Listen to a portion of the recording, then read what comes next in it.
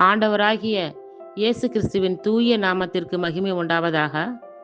மத்தேயு எழுதிய சுவிசேஷம் 8ஆம் அதிகாரத்தில் உள்ள வசனங்களுக்கான விளக்க உரையை பல்வேறு தலைப்புகளில் நாம் சிந்திக்க இருக்கிறோம். விண்ணரசு பணி. தொழுநோய் உற்றவருடைய நோய் நீங்குதல். இயேசு மலையிலிருந்து இறங்கிய பின் பெருந்திரளான மக்கள் அவரை பின்தொடர்ந்தார்கள். அப்பொழுது தொழுநோயாளர் ஒருவர் வந்து அவரை பணிந்து, ஐயா, நீர் விரும்பினால் எனது நோயை நீக்க உம்மால் முடியும் என்றார். இயேசு தமது கையை நீட்டி அவரை தொட்டு, நான் விரும்புகிறேன், உமது நோய் நீங்குக என்று சொன்னார். உடனே அவரது தொழுநோய் நீங்கியது. இயேசு அவரிடம், எவருக்கும் சொல்லாதபடி கவனமாயிரும். ஆனால் நீர் போய் உம்மை குருவிடம் காட்டி மோசே கட்டளையிட்டுள்ள காணிக்கையை செலுத்தும். நீர் நலமடைந்துள்ளீர் என்பதற்கு அது சான்றாகும் என்றார். நூற்றுவர் தலைவரின் பையன் குணமடைதல். இயேசு கப்பர்நகமுக்கு சென்றபோது நூற்றுவர் தலைவர் ஒருவர் அவரிடம் உதவி வேண்டி வந்தார். ஐயா, என் பையன் முடக்குவாதத்தால் மிகுந்த வேதனையுடன் வீட்டில் படுத்து கிடக்கிறான் என்றார்.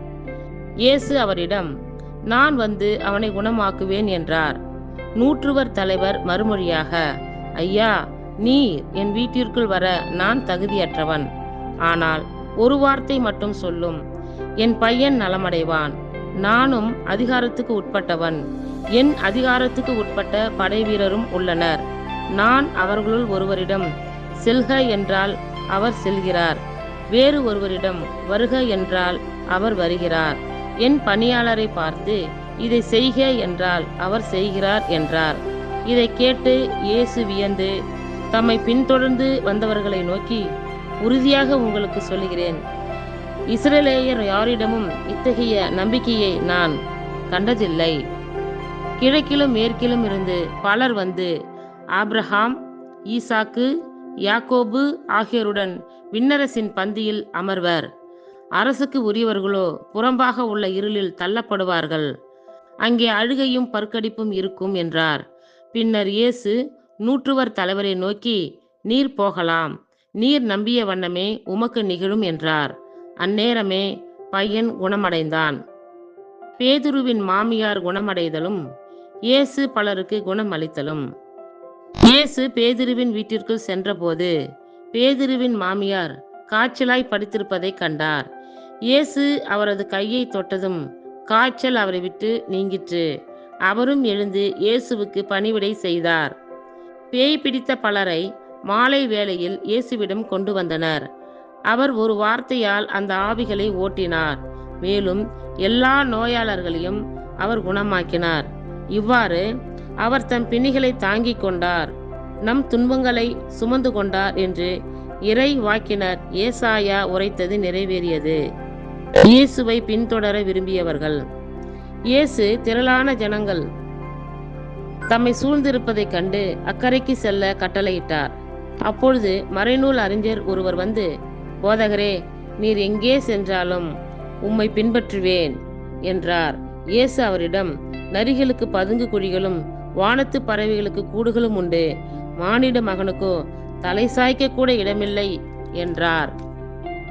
இயேசுவின் சீடருள் மற்றொருவர் அவரை நோக்கி, ஐயா, முதலில் நான் போய் என் தந்தையை அடக்கம் செய்துவிட்டு வர அனுமதியும் என்றார்.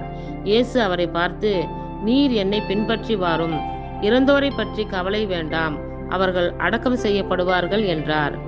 காற்றையும் கடலையும் அடக்குதல். பின்பு இயேசு படகில் ஏறவே அவருடைய சீடர்களும் அவரோடு ஏறினார்கள். திடீரென கடலில் பெரும் கொந்தளிப்பு ஏற்பட்டது. படகுக்கு மேல் அலைகள் எழுந்தன. ஆனால் இயேசு தூங்கிக் கொண்டிருந்தார். சீடர்கள் அவரிடம் வந்து, ஆண்டவரே, காப்பாற்றும், சாகப் போகிறோம் என்று சொல்லி அவரை எழுப்பினார்கள்.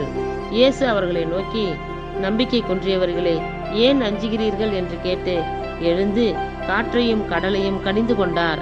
உடனே மிகுந்த அமைதி உண்டாயிற்று. மக்கள், காற்றும் கடலும் இவருக்கு கீழ்ப்படுகின்றனவே, இவர் எத்தகையவரோ என்று வியந்தார்கள். கதரேனர் பகுதியில் பேய் பிடித்த இருவரை நலமாக்குதல். இயேசு அக்கறை சேர்ந்து கதரேனர் வாழ்ந்த பகுதிக்கு வந்தபோது பேய் பிடித்த இருவர் கல்லறைகளிலிருந்து வெளியேறி அவருக்கு எதிரே வந்து கொண்டிருந்தார். அப்பொழுது அவ்வழியே யாரும் போக முடியாத அளவுக்கு அவர்கள் மிகவும் கொடியவர்களாயிருந்தார்கள். அவர்கள், இறைமகனே, உமக்கு இங்கு என்ன வேலை? குறித்த காலம் வரும் முன்னே எங்களை வதைக்கவா இங்கே வந்தீர் என்று கத்தினார்கள். அவர்களிடமிருந்து சற்று தொலைவில் பன்றிகள் பெருங்கூட்டமாய் மேய்ந்து கொண்டிருந்தன. பேய்கள் அவரிடம், நீர் எங்களை ஓட்டுவதாயிருந்தால் அந்த பன்றி கூட்டத்திற்குள் எங்களை அனுப்பும் என்று வேண்டின. அவர் அவற்றிடம், போங்கள் என்றார். அவை வெளியேறி பன்றிகளுக்குள் புகுந்தன. உடனே அக்கூட்டம் முழுவதும் செங்குத்து பாறையிலிருந்து கடலில் பாய்ந்து நீரில் வீழ்ந்து மடிந்தது. பன்றிகளை மேய்த்து கொண்டிருந்தவர்கள் ஓடி போனார்கள். அவர்கள் நகருக்குள் சென்று பேய் பிடித்தவர்களை பற்றிய செய்தியையும் நடந்த அனைத்தையுமே அறிவித்தார்கள்.